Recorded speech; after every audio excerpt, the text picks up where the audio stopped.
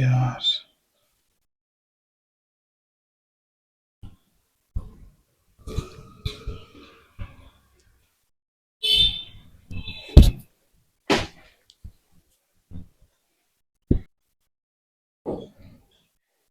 तिला कपडे बदलताना पाहिलं. अरे वा वा वा. आता ना, आता तिला बघितलंय तर कंट्रोल नाही होते. अरे देवा. यार इतकी सुंदर, इतकी सुंदर. अरे सर, तुम्ही तुम्ही हा. कधी आले? अगं मी केव्हाच आलो. अच्छा, हा बसा मी पाणी आणते. हा. हा हा. यार ही समोर आली तर असं कळतच नाही की काय बोलू हिच्या सोबत. फक्त मला ते दृश्य दिसतंय.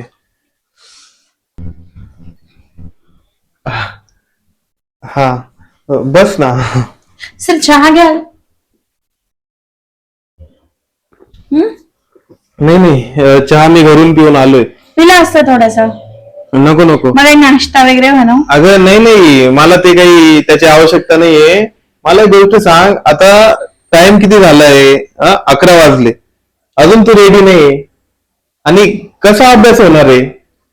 हा सर, पण आज ना मला उठायला जरा टाइम झाला, त्याच्यामुळे लेट झाले. मी आंघोळ वगैरे घरातलं पण आवरायचं असतं ना मला. अगं पण घरातलं आवरायचंय तर तू लवकर उठायला पाहिजे, रात्री लवकर झोपायचं. तू जर सकाळी लवकर उठली नाही तर मग तुझ्या म्हणजे माइंड मध्ये ते सगळं सेट कसं होईल? आता हे स्टडी करायचं म्हटलं तर हे कसं डोक्यात घुसणार आहे तुझ्या, जर तू इतकं लेट उठशील?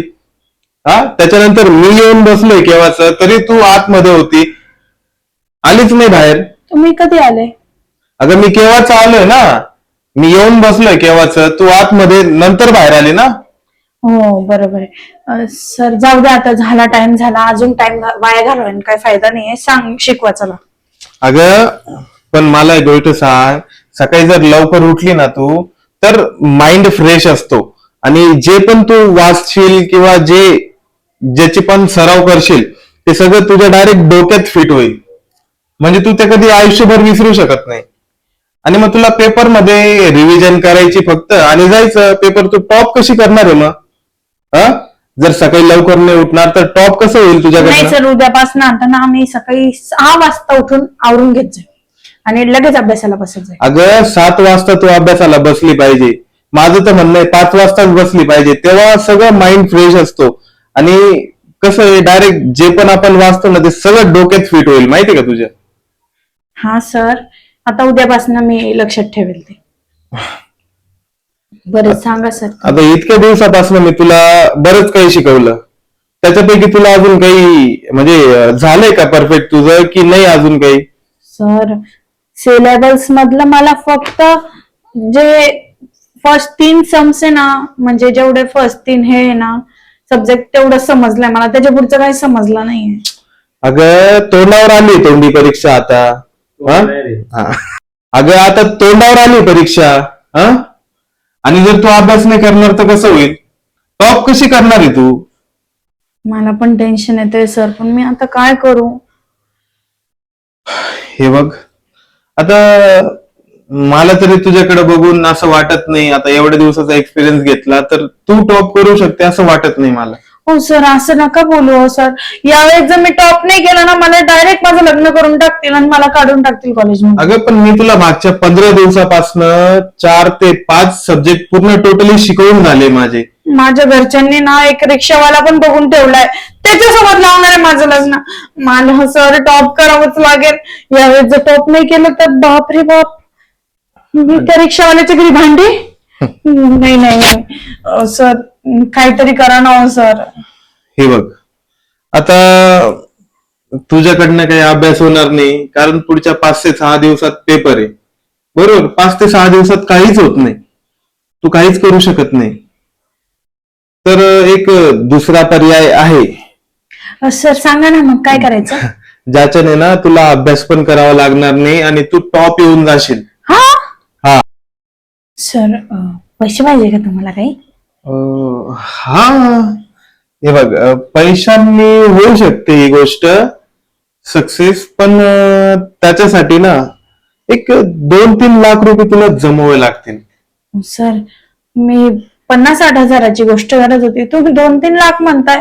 अहो सर मी स्टुडंट आहे, मी एवढे पैसे कुठून आणणार आहे? अगं तुला जर टॉप करायचं आहे तर तुला ना 2-3 लाख रुपये जमवावे लागतील, तेव्हाच तू टॉप करू शकते. नाही सर, एवढे नाहीतर पैसे. मग पॉसिबल नाहीये टॉप करणं. हो सर, एवढे पैसे तर माझ्याकडनं कधीच जमणार नाही. बर ठीक आहे, जर तुझ्याकडे पैसे नसतील तर मग अजून एक पर्याय आहे. मग सांगा ना सर, पर्याय सांगा ना तुम्ही. म्हणजे त्याच्यात तुला पैसे पण द्यावे नाही लागणार, अभ्यास पण करावा नाही लागणार आणि तू टॉप येशील. सांगा मग सर, काय काय करावं लागेल त्याच्या? त्याच्यासाठी ना तुला माझ्यासोबत कॉम्प्रोमाइज करावं लागेल. कारण माझ्या ना वरती खूप ओळखी आहेत आणि मी तुला ना असं असं टॉप करून देऊ शकतो. पण आता तुझ्याकडे पैसे नाही तर बाकीचं खूप काही आहे ज्याच्याने ही गोष्ट होऊ शकते. अच्छा, हात काढा. बावळट का तुम्ही? आ विचारच कस काय केला तुम्ही माझ्यासोबत हे सगळं करण्याचा? अगर तुला टॉप करायचं ना, बसा तुम्ही. मला टॉप करायचं ना, मी अभ्यास करून टॉप करेल. हे फालतूगिरी मला करायची गरज नाहीये. आणि मला तुमचं ना नेचर सगळं समजून गेलं. तुला एक गोष्ट सांगू का? जेवढं मी मागच्या 15 दिवसात शिकवलंय तुला, त्याच्यामधला एक सुद्धा शब्द तुझ्या डोक्यात बसलेला नाहीये. बर तर तू पुढच्या 4-5 दिवसात अभ्यास करून कसं टॉप करणार आहे? सर, मी अभ्यासच करेल. तरी पण हे तुमच्यासारखं ना, हे बिनडोक चाळे ना मला जमणार नाही. आणि तुम्ही ना आता लक्षात ठेवा, तुम्ही माझ्याशी जे बोललेत ना ते ना मी सगळ्या जगासमोर आणेल. अगं- माझ्या घरामध्ये जिथं तिथं सीसीटीव्ही कॅमेरे. हे बघ, तू येडी का? अगं गोल्डन ऑपॉर्च्युनिटी आली तुला, मी तुला टॉप करून देऊ शकतो. फक्त थोडस ती काहीतरी. गोल्डन ऑपॉर्च्युनिटी तुमच्याकडेच ठेवा.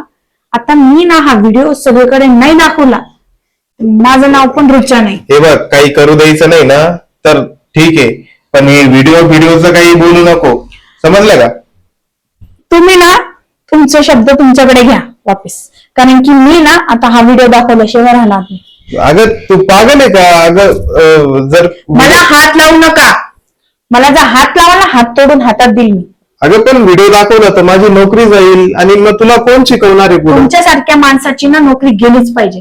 तुमच्या वगैरे एखादा चांगला शिक्षक येईल, मी परत पुढच्या वर्षी परत अभ्यास करेल. मी या वर्षी नापास जरी झाले ना तरी मी अभ्यास करूनच पास होईल. पण हे रिकाम वेगळे काम मी करणार नाही. तुम्ही आत्ताच्या आत्ता इथून निघा. ऐक एक मिनिट, माझ्याकडनं चुकी झाली, सॉरी त्याच्यासाठी.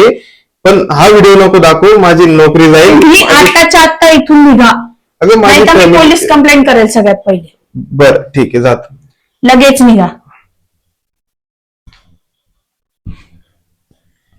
शिकवायच्या नावाखाली माझ्या अंगाला हात लावत होते. अशा माणसांना ना शिक्षा भेटलीच पाहिजे.